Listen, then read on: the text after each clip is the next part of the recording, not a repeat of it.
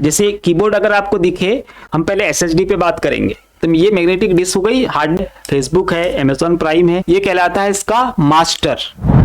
नमस्कार दोस्तों, यह है राज कंप्यूटर बैतूल और हम लोग पढ़ रहे हैं मार्च के एग्जाम के लिए सीरीज है। मार्च के एग्जाम की सीरीज में आज हमारे पास में आ गया है 10th नंबर का वीडियो, 10वें नंबर का ये वीडियो है। और इसके पहले की जो वीडियो है उसकी लिंक आपको जाहिर सी बात है आई बटन में मिल जाएगी, और पुरानी जो सीरीज है उसकी लिंक मिलने वाली है आपको डिस्क्रिप्शन बॉक्स में। आज का वीडियो थोड़ा सा खास होने वाला है, थोड़ा सा अलग तरीके से पढ़ाने का प्रयास किया है ना, ताकि एक बार समझ में आ जाए, बाद में उसको रटने की जरूरत ना पड़े आपको, है ना, एकदम क्लियर समझ में आ जाए।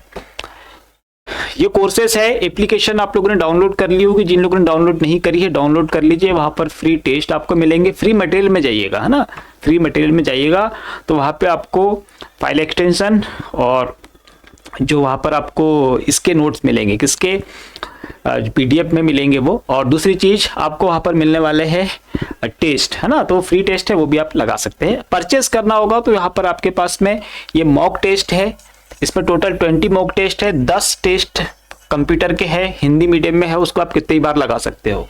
और 10 टेस्ट जो है वो हिंदी और इंग्लिश, है ना, साथ में जो एग्जाम का पैटर्न आता है उस पैटर्न, मतलब पूरे 75 नंबर के इसमें टेस्ट आपको मिलने वाले हैं। ये हमारा फुल कोर्स है। फुल कोर्स में अभी 1190 का था, इस पर 200 रुपए का डिस्काउंट अभी चल रहा है, होली तक ये रहने वाला है। इसमें आपको लाइव क्लासेस मिल रही है, चैप्टर वाइज थ्योरी क्लासेस है, एमसीक्यू मिल रहे हैं 1000, उसमें मॉक टेस्ट है, और इसमें आपको प्रॉपर गाइड किया जाएगा एग्जाम को कैसे सॉल्व करना है। और ये आपके पास में 1000 क्वेश्चन की एमसीक्यू है, आप चाहे तो ये या फिर ये जो चाहे वो ले लीजिएगा। हम लोग स्टार्ट करते हैं आज की क्लास को।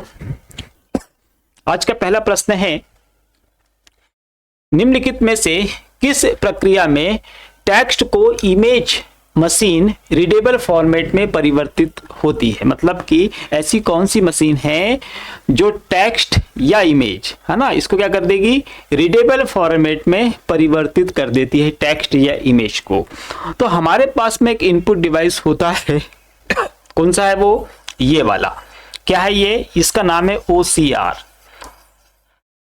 इसकी मदद से हम लोग टेक्स्ट को, मतलब टेक्स्ट और इमेज, है ना, यहाँ पे जो प्रश्न कह रहा है जरा इसको समझिए। टेक्स्ट इमेज मतलब कि है तो वो टेक्स्ट, लेकिन कैसा है, प्रिंट आउट निकल गया है, अब आपने उसकी फोटो खींच ली है ना, या हार्ड कॉपी है आपकी, उसको स्कैन करना है, तब हम लोग यूज करते हैं किसको, ऑप्टिकल कैरेक्टर रिकॉग्नाइज जो है, इसका यूज यहाँ पर हम लोग करते हैं, और इसकी मदद से हम लोग कर लेते हैं। इसके क्वेश्चन हमारे एग्जाम में बहुत बार रिपीट होते हैं, बार बार आने वाले क्वेश्चनों में से इसका क्वेश्चन होता है।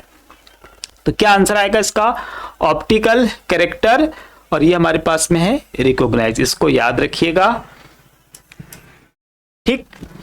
इसके अलावा इसके लिए प्रश्न आता है, एक तो ये याद रखना कि ये प्रकाश सेंस करके करता है, दूसरी चीज हाथ से अच्छे से लिखा होगा या बहुत पुराने दस्तावेज होंगे उसको स्कैन करने के लिए इसका यूज किया जाता है, आप याद रखिएगा। इसके अलावा इसके लिए प्रश्न आता है मैट्रिक्स का, मतलब ये जो है आकृतियों को पहचानता है ना, कि प्रॉपर व्यक्ति की हैंडराइटिंग में है या नहीं है, तो उसको पहचानने के लिए भी इसका यूज किया जा सकता है।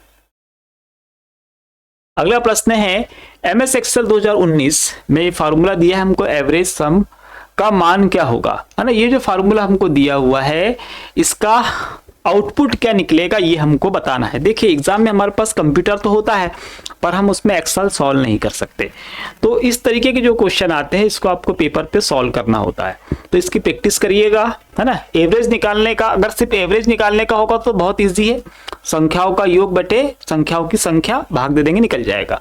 यहाँ पर हमारे पास में एवरेज भी दिया है उसने और साथ में सम भी दिया है, एक कंडीशन ये एक कंडीशन है। तो यहाँ पर क्या होगा, जब इसको हम सॉल्व करेंगे तो पहले हमको क्या करना है, पहले इनको करना है। जैसे सम है तो जोड़ देगा, तो 2 और 3 कितना होगा, 5, है ना। इसके बाद में हमारे पास में क्या है, ये सम है, इसमें क्या है हमारे पास में, इसमें 2 और 1 3 है, तो ये कितना हो गया 3, है ना। इनको आपको क्या करना है, सम करना है, जोड़ देना है, तो कितना टोटल आएगा इसका टोटल आएगा भैया 8, ठीक। अब जब हमने इसको सॉल्व किया तो हमारे लिए एक ये संख्या निकली और एक ये संख्या निकली, टोटल कितनी, 2 संख्या निकली है। एक इसका टोटल हमारे पास में ये है और इसका टोटल हमारे पास में ये है, तो कितनी संख्या है, 2, तो इसमें भाग देना है हमको 2 का। है ना। तो ये क्या है आपका, ये है एवरेज का फार्मूला। क्या हो जाएगा, जब 2 से 2 को काटेंगे तो कितना आंसर आएगा, 4, है ना। तो 4 जो होगा इसका राइट आंसर है, इसको आपको याद रखना है। ठीक है, तो 4 इसका राइट आंसर आ जाएगा। चलिए इसके बाद देखते हैं अगला प्रश्न। यहां पर है भैया आईएसपी। आईएसपी क्या होता है ना, हमसे क्या बोल रहा है वो, आईएसपी का फुल फॉर्म पूछ रहा है, पूर्ण रूप पूछ रहा है। आईएसपी बेसिकली होता है क्या है, तो जैसे हम लोग इंटरनेट यूज करते हैं तो हम लोग को ऐसी कंपनियां जो कि इंटरनेट प्रोवाइड कराती है, चाहे वो जियो हो, एयरटेल हो, आइडिया, है ना, ये जो कंपनी होती है ये कहलाती है आईएसपी, है ना। कहने का मतलब ये है कि ऐसी कंपनियां जो आपको इंटरनेट की सुविधा प्रोवाइड कराती है आईएसपी कहलाती है। ठीक है, तो ये कंपनियों को हम जानते हैं, आप लोग भी इसमें से किसी न किसी को यूज कर रहे होंगे। हमसे क्या बोल रहा है, आईएसपी का फुल फॉर्म पूछ रहा है, तो क्या होगा, इंटरनेट सर्विस, और ये क्या है, प्रोवाइडर है, तो इंटरनेट सर्विस प्रोवाइडर, ये पहले ही वाला आंसर इसका सही। ठीक है, तो इसको याद रखिएगा, सिंपल, कोई दिक्कत नहीं आना चाहिए। अगला प्रश्न है, इनमें से कौन सा स्थायी स्टोरेज डिवाइस नहीं है, है ना। इनमें से कौन सा स्थायी स्टोरेज डिवाइस नहीं है, तो हमारे पास में यहां पर बोल रहा है compact disc, magnetic disc, RAM और मैग्नेटिक टेप। देखिए स्थायी बोल रहा है, स्टोरेज डिवाइस है, तो स्थायी और स्टोरेज डिवाइस की जब भी बात होगी तो हम लोगों के लिए वर्ड याद रखना कौन सा है, वो नॉन वोलेटाइल। नॉन वोलेटाइल को याद रखना कि नॉन वोलेटाइल में ही डाटा आपका कैसा होगा, स्थायी होगा, और आप डाटा स्टोर भी कर रहे हो। तो स्थायी डाटा हमारे पास जितने भी नॉन वोलेटाइल स्टोरेज डिवाइसेस है उसमें स्थायी रहता है। अब बचता है वोलेटाइल, है ना, मतलब कि जो हमारे पास में वोलेटाइल डिवाइसेस होती है, वोलेटाइल स्टोरेज डिवाइसेस होती है, इसमें जो डाटा होता है वो स्थायी रूप से सेव नहीं होता, अस्थायी होता है। तो वोलेटाइल जो मेमोरी है, हम लोग जितना कंप्यूटर में पढ़ते हैं तो हमारे पास वोलेटाइल फॉर्म में सिर्फ रजिस्टर है, और रजिस्टर से निर्मित होने वाली सारी चीजें, जैसे एक तो रजिस्टर खुद ही है, दूसरा रजिस्टर से मिलकर क्या बनता है हमारे पास में, कैश मेमोरी। तो कैश मेमोरी भी कैसी है, वोलेटाइल है। इसके अलावा रजिस्टर से मिलकर क्या बन रहा है, तो ये बन रही है हमारे पास में रैम। क्या बन रही है हमारे पास में, जो रैम है ये भी किससे, रजिस्टर से मिलकर बनती है। देन ये क्या हो गई हमारे पास में, वोलेटाइल मेमोरी हो गई, याद रखिएगा, है ना। तो रैम जो होगी वो कैसी होगी हमारे पास में, वोलेटाइल मेमोरी है। वोलेटाइल मेमोरी होने के कारण उसमें स्थायी स्टोरेज डाटा होगा क्या, नहीं होगा। प्रश्न नहीं के लिए पूछ रहा था, इसलिए ये आंसर है। बाकी जो ऑप्शन है हमारे पास में सारे के सारे याद रखना सेकेंडरी स्टोरेज डिवाइसेस है। कॉम्पैक्ट डिस्क कहा है हमारे पास, ये कॉम्पैक्ट डिस्क होगी। मैग्नेटिक टेप, ये हमारे पास मैग्नेटिक टेप हो गया, है ना। फिर है मैग्नेटिक टेप, अच्छा मैग्नेटिक डिस्क है, तो ये मैग्नेटिक डिस्क हो गई। हार्ड डिस्क जो होती है मैग्नेटिक डिस्क होती है। मैग्नेटिक टेप, ये मैग्नेटिक टेप हो गया हमारा। इसके अलावा floppy, solid state drive, floppy, USB मतलब पेन ड्राइव हमारे पास में, ये सारी की सारी जो डिवाइसेस है, जितनी भी सेकेंडरी डिवाइसेस होती है वो स्थायी स्टोरेज की ही होती है, ये याद रखिएगा। और एक हमारे पास स्थायी स्टोरेज होता है रोम का, जो कैसा है, सिर्फ रीड ओनली मेमोरी, सिर्फ पढ़ा जा सकता है, हम लोग चेंजेस नहीं कर पाते, पर उसमें डाटा स्थायी रहता है। नहीं रहने वाली बात में सिर्फ हमारे पास में क्या है, रैम है, और याद रखिएगा कैश मेमोरी और रजिस्टर, बस इतना ही याद रखना है। रजिस्टर, कैश मेमोरी और रैम ये होती है अस्थायी। बाकी जितने भी स्टोरेज हम लोग पढ़ते हैं सब में कैसा होता है, डाटा स्थायी रूप से सेव होता है। अगला है ओपन ऑफिस कैल्क में खालिस्तान को कॉलम, अक्षर और रो संख्या के संयोजन के रूप में जाना जाता है। भाई ये क्या बोल रहा है, ओपन ऑफिस के लिए बोल रहा है, कैल्क के लिए। तो याद रखना कि हमारे पास जो MS एक्सेल होता है वैसा का वैसा एक एप्लीकेशन होता है ओपन ऑफिस में, जिसका नाम क्या होता है, कैल्क। हमारे MS ऑफिस में एक्सेल है और वहां पर कैल्क है, दोनों ही हमारे पास में स्प्रेडशीट के सॉफ्टवेयर है, स्प्रेडशीट सॉफ्टवेयर। तो कैल्क हो गया। अभी हमारे पास एक्सेल के जैसे ही है। अब यहाँ पे आप इसको छोड़ दो और बाकी चीज आप मान के चलो एक्सेल के लिए बोल रहा हो। तो एक्सेल में कॉलम, अक्षर, रो, संख्या के रूप में संयोजित किए जाते हैं, मतलब कि कॉलम को अक्षर के रूप में, रो को संख्या के रूप में, है ना, का संयोजन जो होता है वो क्या कहलाता है, बस ये हमारा क्वेश्चन है ना। तो इस तरीके से हमारे पास में क्या होते हैं, ऐसे होते हैं कॉलम, और इस तरीके से हमारे पास में क्या होती है, ऐसी रो। तो कॉलम को हम किससे बोलते हैं, अल्फाबेट से, A B C। है ना, और जो रो होती है हमारे पास में 1 2 3 उसको संख्या से, है ना, तो रो को संख्या से, कॉलम को अक्षर से। ठीक है, इतना हो गया। अब हमको बोल रहा है इसका संयोजन, मतलब ये दोनों को मिलाकर क्या बनता है ना, तो दोनों को मिलाकर क्या होगा भाई, मान लो हमारे पास में ये वाली क्या है, सेल है ना। अब ये सेल है, इसका एड्रेस क्या बनेगा, ए, और ये क्या है 2, A2, पहले कॉलम और फिर रो, क्या बन गया A2, ये क्या हो गया, इसका एड्रेस हो गया। तो रो और कॉलम को जब मिलाते हैं हम लोग तो क्या बनता है उसका एड्रेस, और सेल के एड्रेस को हम लोग क्या बोलते हैं, सेल रेफरेंस बोलते हैं, है ना। तो सेल के एड्रेस को हम लोग क्या बोलने वाले हैं, सेल रेफरेंस बोलने वाले, याद रखना। वर्कबुक क्या होती है, तो ये कहलाती है फाइल, है ना। हमारे पास में MS एक्सेल की जो फाइल होती है उसको बुक या वर्कबुक बोलते हैं। फिर ये है वर्कशीट, तो MS एक्सेल में हमारे पास में जो सीट होती है, सीट 1 सीट 2 सीट 3, ये क्या कहलाती है, वर्कशीट्स कहलाती है। फिर हमारे पास स्प्रेड शीट, तो स्प्रेड शीट जो होती है वो वर्कशीट को ही कहा जाता है। ठीक, बस इतना से याद रखना। हमारे प्रश्न का राइट आंसर है सेल रेफरेंस। फिर हमारे पास में MS वर्ड 2019 में जब हम एक पैराग्राफ की शुरुआत में एक बड़ा कैपिटल लेटर बनाते हैं तो उसे क्या कहते हैं, तो ये पैराग्राफ है, इसमें पहला लेटर हमने क्या किया, कैपिटल बना दिया, इसे क्या कहते हैं, बस इतना सा क्वेश्चन। तो हमारे पास में है smart art, header, drop case और एडेंस, है ना। तो हम बात करें स्मार्ट आर्ट की, तो स्मार्ट आर्ट क्या होता है कि आप लोगों ने देखा होगा कि जब हम क्लासिफाई करते हैं, किसी चीज के अलग अलग भागों को बांटते हैं, है ना। मान लो हम मेमोरी बांट रहे हैं, फिर हमारे पास में क्या आएगी, प्राथमिक मेमोरी, सेकेंडरी मेमोरी, प्राथमिक मेमोरी में पर रैम है, रोम है, इस तरीके सब डिवाइडेशन करके हम लोग चार्ट बनाते हैं, तो वो हमको मिलते हैं कहाँ पर, स्मार्ट आर्ट में। ठीक है, हेडर हमारे पास पेज के ऊपर होता है MS वर्ड में। ड्रॉप केस है एडेंस है, एडेंस में क्या होते हैं कि कोई नई चीज आती है तो आप उसको ऐड कर सकते हो आपके MS ऑफिस पैकेज में। अब क्या बच गया हमारे पास में, ड्रॉप केस, तो ड्रॉप केस जो है इस प्रश्न का राइट आंसर है। हमारे पास जो ऑप्शन मिलता है वहां पर ड्रॉप कैप का भी मिलता है ना, तो MS वर्ड हम यूज कर रहे हैं तो वहां पे क्या मिलेगा, ड्रॉप कैप, और ड्रॉप कैप में हो क्या रहा है, ड्रॉप केस की ही बात हो रही है, इसलिए ये वाला आंसर बिल्कुल सही है ना। और यहाँ पे देख रहे होंगे आपको ये पहला लेटर कैसा है, कैपिटल कर दिया, हिंदी इंग्लिश दोनों में आ जाता है। एक चीज और याद रखना, यहाँ पर 1 2 3 कितनी लाइनों पे जा रहा है, वो 3 लाइनों पर। तो बाय डिफॉल्ट अगर आपसे पूछे कि ड्रॉप केप या ड्रॉप केस अगर अप्लाई किया जाता है तो बाय डिफॉल्ट कितनी लाइन तक के पहले अक्षर को बड़ा करता है, तो उसका आंसर होगा 3 बाय डिफॉल्ट। MS एक्सेल में कौन सा फंक्शन किसी टेक्स्ट के प्रत्येक शब्द के पहले अक्षर को कैपिटल अक्षर में परिवर्तित करता है ना। हमारे पास में क्या है भैया, MS एक्सेल का है, साथ में क्या बोल रहा हूं, प्रत्येक शब्द के पहले अक्षर को कैपिटल लेटर, मतलब वो कैसा बोल रहा है आपको, इस तरीके से कि हमने लिखा इसका पहला लेटर कैपिटल, इसका भी पहला लेटर कैपिटल, है ना, और इसका भी पहला लेटर कैपिटल। तो इस तरीके से पहले पहले लेटर को कैपिटल करना है तो हम कैसे कर सकते हैं। और आप राज कंप्यूटर बैतुल इस चैनल को सब्सक्राइब कर दीजिए, वीडियो को शेयर और लाइक करना ना भूले। ठीक है, चलिए, तो पहले पहले लेटर को क्या करना है, उसको कैपिटल करना है, तो क्या यूज करेगा, वो हमसे फंक्शन की पूछ रहा है। अगर यही चीज हमसे वो पूछता है MS वर्ड के लिए, तो MS वर्ड में हम केस चेंज करते है ना, और वहां पर हम यूज करते कैपिटलाइज ईच वर्ड, है ना। तो उसमें क्या होता है, ईच वर्ड जो होता उसमें हमारे पास में पहला लेटर कैपिटल हो जाता।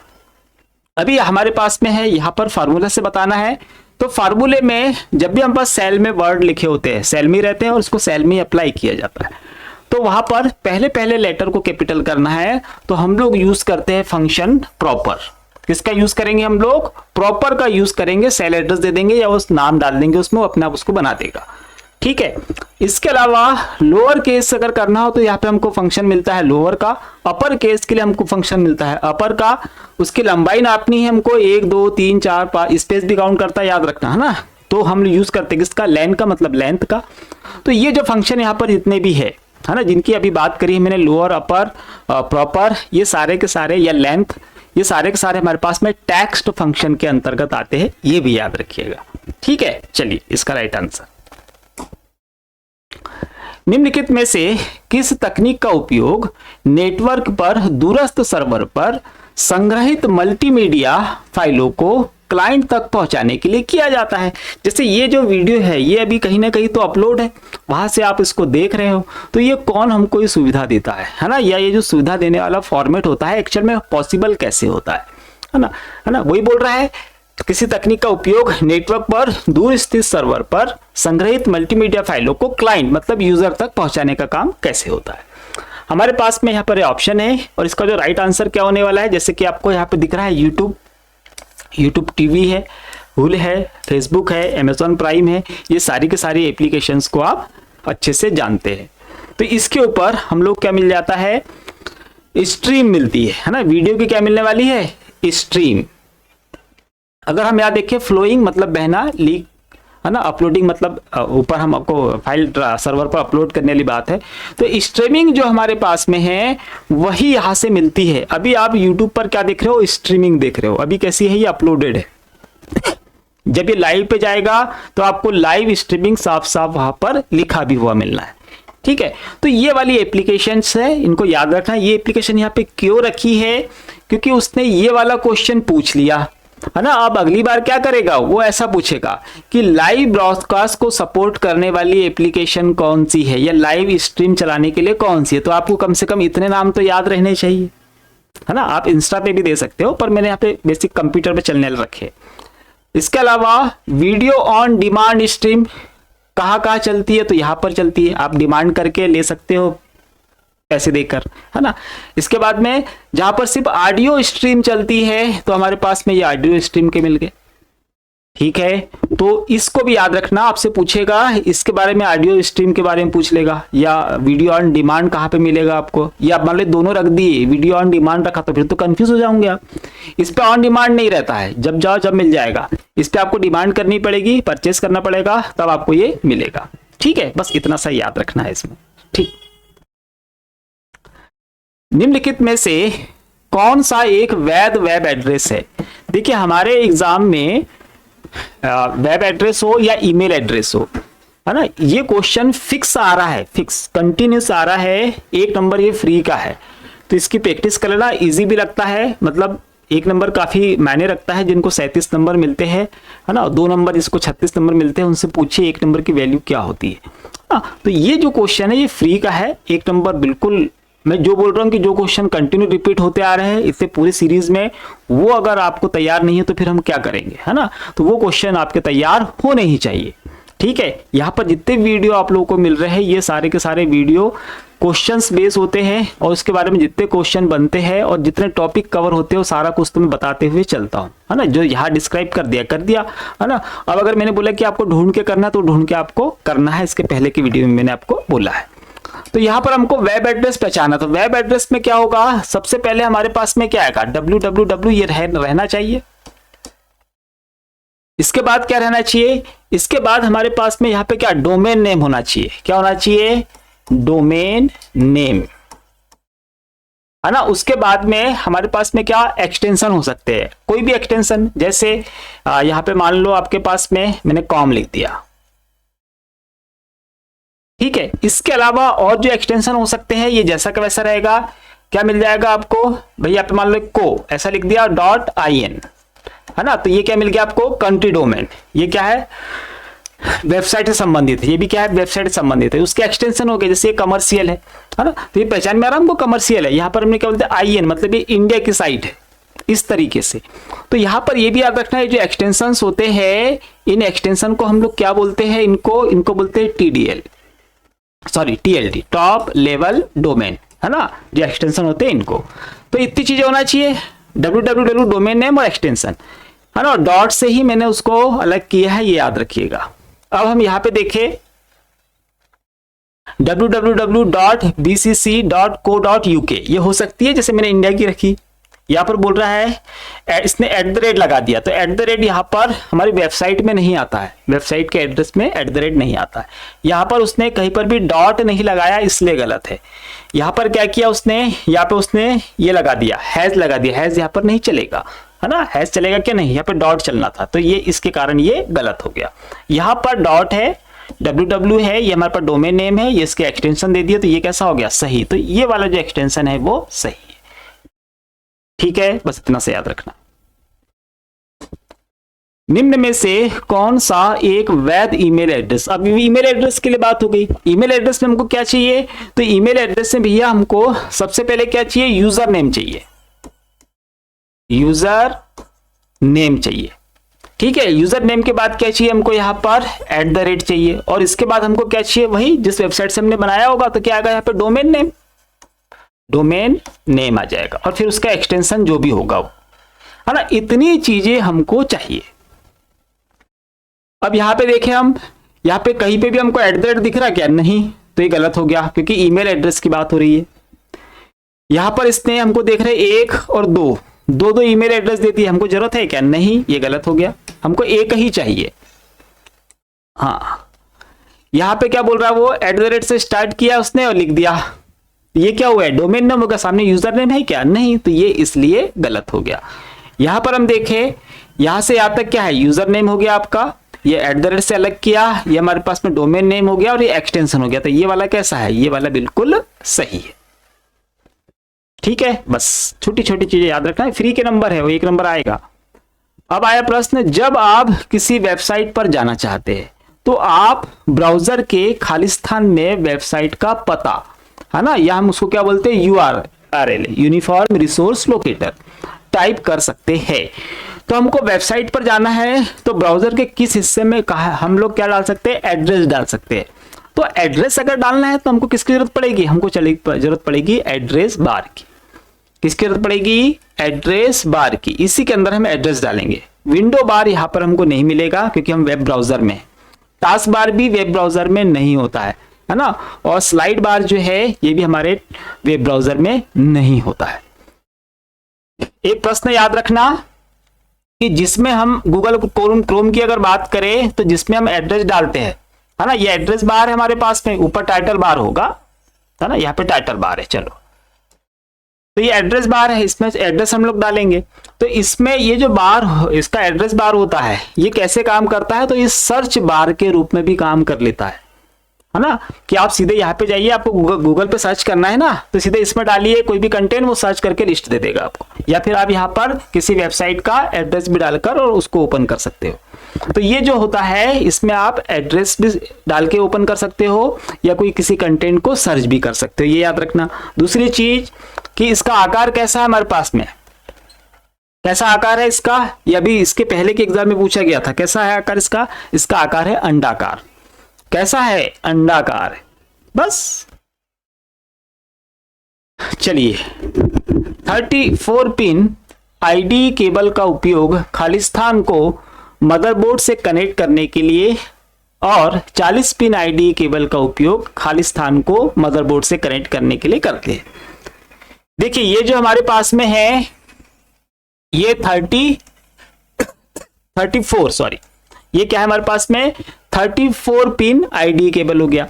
ये जो हमारे पास पे है, ये 40 पिन आईडी केबल हो गया, है ना। दोनों की हम लोग खास बात पे बात करते हैं। जैसे ये वाला केबल है, इसके द्वारा हम लोग जोड़ते हैं किसको, फ्लॉपी डिस्क को, है ना, किसको, FDD, फ्लॉपी डिस्क ड्राइव है वो, इस केबल से हम लोग जोड़ते हैं, है ना। ग्रे कलर का है और ये इसी को आईडी केबल बोलते हैं, याद रखना।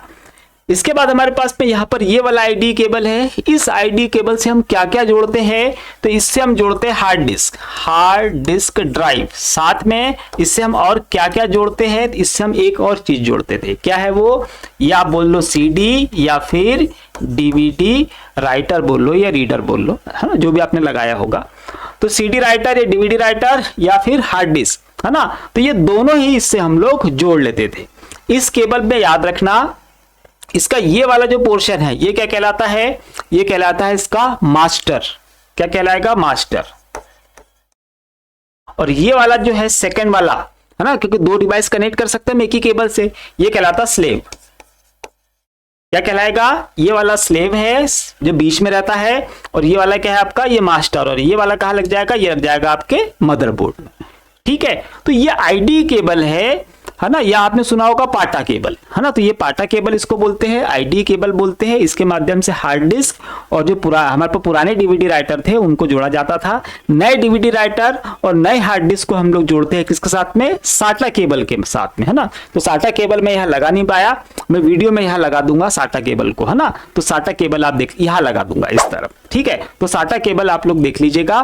तो साटा केबल पतला सा होता है, रेड कलर का या ब्लैक कलर का, जो चाहे कंपनी जिस कलर में बना ले, है ना। तो याद रखिएगा इसको। तो क्या जोड़ेंगे इससे, फ्लॉपी और हार्ड डिस्क। तो कहाँ फ्लॉपी दिख रहा है आपको, यह है फ्लॉपी और यह हार्ड डिस्क, है ना। हार्ड डिस्क तो फ्लॉपी नहीं, हार्ड फ्लॉपी के लिए क्या जोड़ेंगे हम लोग, 32 पिन का, और हार्ड डिस्क के लिए 40 पिन का। बस इतना सा याद रखना है। अगला है, कंप्यूटर माइक्रोफोन ध्वनि तरंगों को खालिस्तान में रूपांतरित करता है। क्वेश्चन रिपीट तो नहीं हुआ, इसके पहले चलिए सुन लीजिए, है ना। कंप्यूटर क्या है, हमारा माइक्रोफोन मतलब माइक है ना। तो वो क्या करता है, ध्वनि तरंगों, जैसे ये माइक यहाँ पे लगा हुआ है तो ये ध्वनि तरंगों को बदलेगा किसमें, अब कंप्यूटर में जाएगा तो ध्वनि तरंगों को बदलता है किसमें, इलेक्ट्रिक तरंगों में, या हम बोलेंगे विद्युत तरंगों में ये बदलता है। इतना सा याद रखना है ना। तो किसमें बदलेगा, इलेक्ट्रिक तरंगों में, इलेक्ट्रिकल सिग्नल, ठीक है। बस इतना सा याद रखना है। ड्रम प्रिंटर और चेन प्रिंटर को निम्न में से किसके अंतर्गत वर्गीकृत किया है। तो ड्रम प्रिंटर जो है हमारे पास में, या चेन प्रिंटर है, ये दोनों प्रिंटर, एक तो याद रखेंगे ये दोनों प्रिंटर कौन से है, इंपैक्ट है। कौन से प्रिंटर है, दोनों के दोनों हमारे पास में इंपैक्ट प्रिंटर है। बहुत ज्यादा नॉइस उत्पन्न करते, प्रिंटिंग क्वालिटी अच्छी नहीं आती, रिबन का यूज करते हैं, ठीक है। लेकिन इंपैक्ट प्रिंटर के अंदर भी अगर इसको हम डिवाइड करें, है ना, तो इंपैक्ट प्रिंटर हमारे पास में कैसे होते हैं, दो प्रकार के होते हैं। एक हमारे पास में होता है कैरेक्टर और एक हमारे पास में होता है लाइन। एक कैरेक्टर प्रिंटर और एक लाइन प्रिंटर। तो हमारे पास में ड्रम प्रिंटर और चेन प्रिंटर, ये दोनों के दोनों प्रिंटर कौन से हैं, ये है लाइन प्रिंटर, ये भी याद रखिएगा। अब हमारे को बोल रहा है कौन सा है, प्रश्न है लेजर, ऑप्टिकल, इंकजेट, इंपैक्ट। तो इंपैक्ट यहाँ पे दिया हुआ है तो हम इसके साथ चले जाते हैं, है ना। अगर वो हमको क्या बोलता, लाइन प्रिंटर पूछता, तब भी हम लाइन प्रिंटर के साथ में जाते हैं, है ना, क्योंकि ये दोनों के दोनों लाइन प्रिंटर है। बस MS वर्ड 2019 में निम्नलिखित में से क्या आपको वर्कबुक डेटा को ग्राफिक रूप में चित्रित करने की सुविधा देता है, जिससे तुलनाओं और रुझानों को दर्शाना आसान हो जाता है। इस प्रश्न की मैं बात करूं तो हमारे एग्जाम में इसको बहुत ज्यादा बार पूछा गया है। यही सेंस तो वही निकल रहा है कि आपके डाटा को चित्रित रूप में रिप्रेजेंट करना है, आपके डाटा को ग्राफिकल रूप में रिप्रेजेंट करना है, यही निकल रहा है ना। तो ये प्रश्न बहुत बार एग्जाम में पूछ लिया है, CPCT एग्जाम में पूछ लिया है और पूछते रहता है, तो इसको याद रखिएगा, है ना। हालांकि चार्ट के क्वेश्चन हमारे एग्जाम में आते ही आते हैं, तो अभी हम सारे चार्ट कवर करा देंगे, कोई दिक्कत नहीं है। इसमें याद रखना कि जब भी हमको डाटा को चित्र या ग्राफिक्स के रूप में प्रदर्शित करना है तो हमको किसकी जरूरत पड़ने वाली है, चार्ट की, ठीक है। वहां हमको टेबल की जरूरत नहीं पड़ने वाली है, ऑटोफिल की नहीं है और ऑटो सम की भी नहीं है ना। ऑटोफिल का हम वो कलर में यूज कर लेंगे या फार्मूले में, और ऑटो सम खुद फार्मूला हमारे पास में, और पिवट टेबल क्या है, ये टेबल है। क्या यूज करेंगे हम लोग, चार्ट का, और अलग अलग प्रकार के हमारे पास चार्ट होते हैं, तो सारे चार्ट को अच्छे से तैयार करना। चार्ट के लिए क्वेश्चन याद रखना अगर आप तैयार करना चाहो, हालांकि में से यहाँ पे जितने हम कवर कर पाएंगे करेंगे। चार्ट के लिए याद रखना कि कौन सा चार्ट किस क्षेत्र में प्रयोग में लाया जाता है और दिखता कैसे है, कौन सा चार्ट किस क्षेत्र में प्रयोग में लाया जाता है और दिखता कैसे है, बस इतना क्वेश्चन तैयार करना। MS पावर पॉइंट में 2019 में कंट्रोल M का उपयोग निम्न में से किसके लिए किया जाता है। देखिए आप लोग यहाँ पे लिखा रहता है 2019, 2010, 2016, ऑफिस 365, अभी हो सके 2024 भी लिखा मिल जाए आपको, इससे कंफ्यूज होने की जरूरत नहीं है ना। सिर्फ 10% क्वेश्चन जो है वही नए हैं, बाकी सारे के सारे पुराने हैं। जैसे यहाँ पर बोल रहा है कंट्रोल M, है ना, उसने 2019 लिख दिया, अच्छी बात है, लेकिन इसके पुराने वर्जन में भी तो ये शॉर्टकट की चलती है, इसके बाद वालों में भी ये शॉर्टकट की चलती है। क्या होता है इससे हम लोग ला सकते हैं नई स्लाइड को, किसको लाएंगे, नई स्लाइड को हम लोग क्या कर सकते हैं, इंसर्ट कर सकते हैं। आप स्लाइड पर काम कर रहे हैं, 2-3 आपने ला ली है, एक और लेकर आना है तो बस शॉर्टकट की प्रेस करो, ये आ जाएगा, या सेलेक्ट करके एंटर भी कर लेते उससे भी आ जाता है ना। तो Ctrl+M प्रेस करेंगे तो नई स्लाइड आपके पास आ जाएगी, उस पर आप काम करिए। फिर निम्नलिखित में से कौन सा सॉफ्टवेयर प्रोग्राम कंप्यूटर की लिए नैदानिक और अनुरक्षण कार्यों के लिए अभिप्रेत है ना। ज्यादा हिंदी हो गई। देखिए क्या बोल रहा हूं, डायग्नोस्टिक और मेंटेनेंस, है ना। मतलब कि ऐसे कौन से प्रोग्राम होते हैं या ऐसे कौन से सॉफ्टवेयर होते हैं जो कंप्यूटर में डायग्नोस्टिक और मेंटेनेंस के काम करते हैं। ठीक, तो मेंटेनेंस के काम करने या डायग्नोस्टिक के काम करने के लिए हमारे पास में कुछ सॉफ्टवेयर है, मैं उनके आपको नाम लिख देता हूं, है ना। एक हमारे पास में क्या है, डिस्क फ्रेगमेंटर, है ना, या इसको डिस्क डिफ्रेगमेंटर भी हम लोग बोल देते, कोई दिक्कत नहीं है। फिर क्या हमारे पास क्लीनर, इसके बाद में हमारे पास में क्या है, कंप्रेस, और इसके बाद हमारे पास में है बैकअप,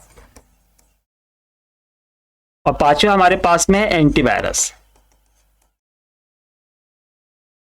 5 हमारे पास में क्या है, डायग्नोस्टिक और मेंटेनेंस से संबंधित सॉफ्टवेयर है। क्या काम करते हैं, कंप्यूटर को मेंटेन करते हुए चलते हैं, है ना। तो इनका यूज हमको करना चाहिए।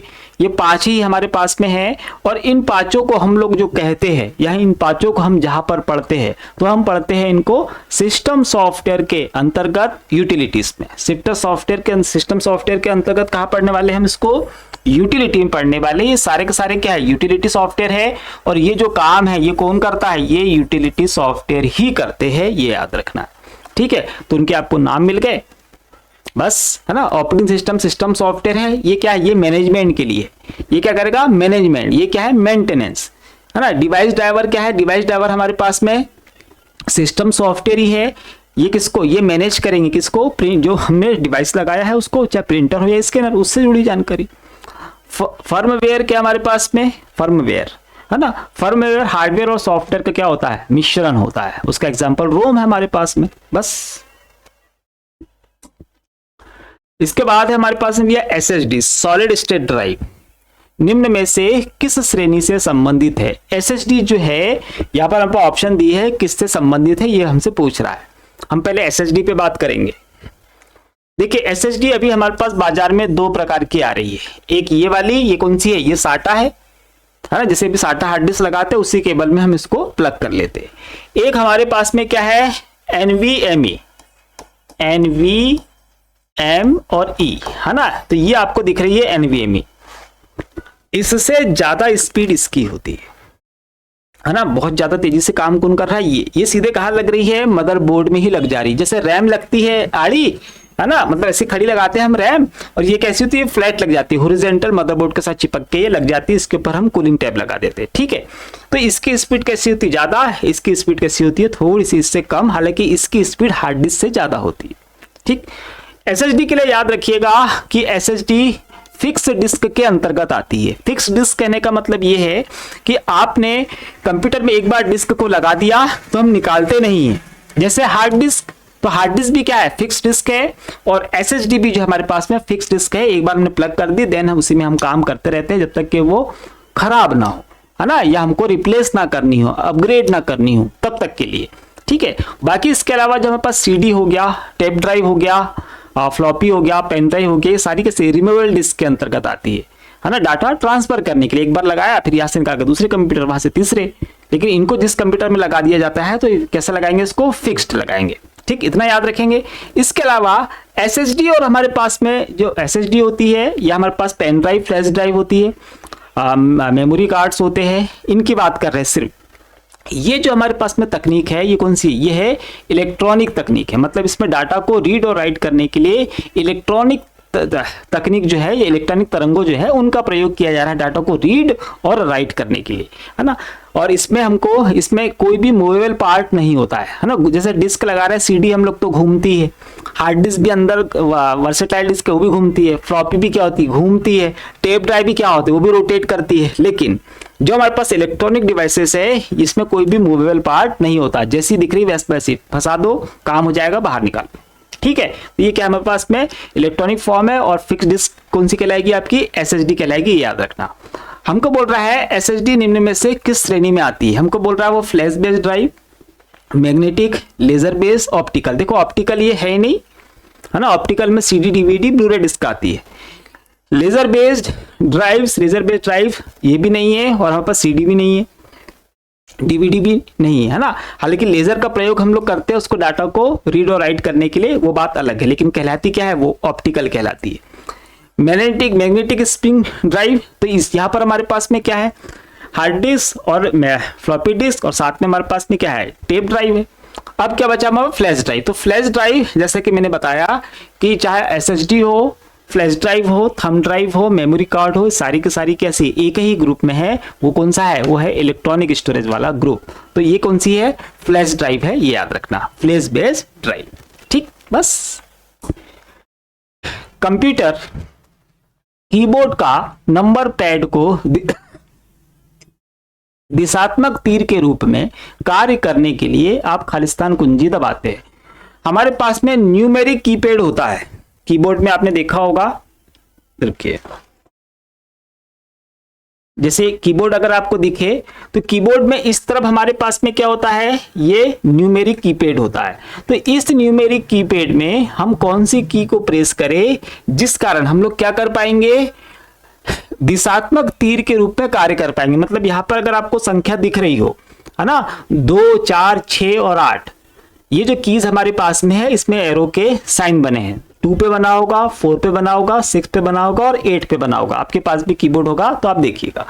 तो उसको हम लोग, वैसे तो नंबर प्रेस होते हैं उसमें, लेकिन अगर आप उसको एरो कीज की तरह प्रेस करना चाहते हैं तो हमको क्या करना पड़ेगा, हमको जो नम लॉक होगा उसको बंद करना पड़ेगा। एक बार नम लॉक को हम प्रेस कर देंगे तो हमारा न्यूमेरिक कीपैड कैसा हो गया, वो ऑफ हो जाएगा। लेकिन जो एरो कीज है वो आप काम वहां पर करेगी। तो क्या करना है, हमको नम लॉक की को प्रेस करना है, लाइट बंद हो जाएगा और वो कीज काम करना बंद हो जाएगी, सिर्फ एरो कीज वहां पर चलने वाली है। और साथ में डिलीट की भी ऑन हो जाएगी। जो डेल लिखा होगा ना, जिस पर डॉट लगता है उस पर डेल लगा होगा, वो भी ऑन हो जाता है नम लॉक की को ऑफ करने पर।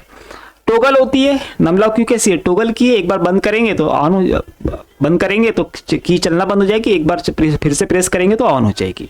तो ये टोगल है। कैप्स लॉक भी क्या है, टोगल है। अंग्रेजी के जो लेटर होते हैं उनको कैपिटल और स्मॉल में लिखने के लिए। एरो लॉक हमारे पास में नहीं है, स्क्रॉल लॉक जरूर होता है हमारे पाहै ना, तो स्क्रॉल होना बंद हो जाता है ना। शिफ्ट की क्या है, ये तो मॉडिफायर, संयोजन की, या हम इसको बोलते हैं कॉम्बिनेशन की, है ना, वहां पर इसका यूज करते हैं। और बेसिकली शिफ्ट की का जो यूज किया जाता है हमारे कीबोर्ड में, ऐसी कीज जिस पर 2 वर्ड छपे होते हैं, तो ऊपर का लेटर अगर टाइप करना हो तो हम शिफ्ट के साथ उसको प्रेस करते हैं। इसका आंसर याद रखना, नम लॉक। निम्न में से कौन सा ब्रॉडबैंड इंटरनेट कनेक्शन नहीं है, है ना, ब्रॉडबैंड कनेक्शन इनमें से कौन सा नहीं है, ये हमसे पूछा जा रहा है। तो ब्रॉडबैंड कनेक्शन तो काफी सालों से चल रहा है। उसके पहले की जो तकनीक है, ब्रॉडबैंड के पहले की जो तकनीक होगी वही हमारे प्रश्न का राइट आंसर होगी। हमारे पास में डीएसएल, केबल मॉडेम, सैटेलाइट और डायल-अप। तो डीएसएल जो होता है ना, डीएसएल हम बोले या फिर एडीएसएल, ये दोनों के दोनों संबंधित है किससे, ब्रॉडबैंड से, है ना, डिजिटल सब्सक्राइबर लाइन और एडवांस डिजिटल सब्सक्राइबर लाइन। फिर हमारे पास में केबल मॉडेम, है ना, तो केबल मॉडेम जो है ये तकनीक भी हमारे पास किससे संबंधित है, ब्रॉडबैंड से। सैटेलाइट जो है, अभी जो सैटेलाइट के माध्यम से हम लोग इंटरनेट यूज, अभी आगे तो हम लोग सभी करेंगे, पर अभी जहां किया जा रहा है वो भी किस पे बेस्ड है, ब्रॉडबैंड, मतलब हाई स्पीड पर है।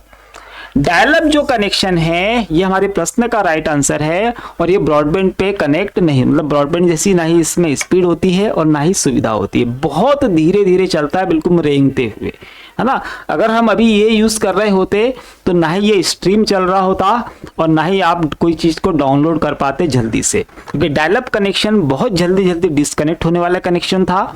दूसरी चीज, इसकी स्पीड भी क्या होगी, बहुत स्लो चलती थी, और जो इंपॉर्टेंट चीज है वो ये कि बहुत महंगा था, है ना, इसमें चार्जेस बहुत ज्यादा लगते थे। ठीक, तो याद रखना स्कोर ये कैसा है, बहुत स्लो है, ये जरूर याद रखना, बार बार पूछा गया क्वेश्चन इसके लिए क्या है कि ये स्लो है। चलिए, तो ये हो गया हमारे पास आज 10 हो गए भैया, है ना। टोटल 10 वीडियो कंप्लीट हो गए हैं और ऐसी आशा कर रहे होंगे कि आप अच्छा पढ़ रहे होंगे। एप्लीकेशन डाउनलोड कर लेना, वहाँ पे टेस्ट लगा लेना जो डले हुए हैं, और साथ में फ्री मटेरियल अभी देखते हैं, और कुछ मिलेगा तो वहाँ पर हम अपलोड जरूर कराएंगे, है ना। तो आप लोग करते रहिए तैयारी, हम लोग कोशिश कर रहे हैं डेली क्लासेस आ, तो डेली क्लासेस आएगी, हम कोशिश जरूर कर रहे हैं। ठीक है, चलिए हम मिलते हैं नए वीडियो के साथ में, और याद रखिएगा चैनल को सब्सक्राइब करना है, वीडियो को लाइक और शेयर करना बिल्कुल ना भूले। हम मिलते हैं नए वीडियो के साथ, तब तक के लिए जय हिंद।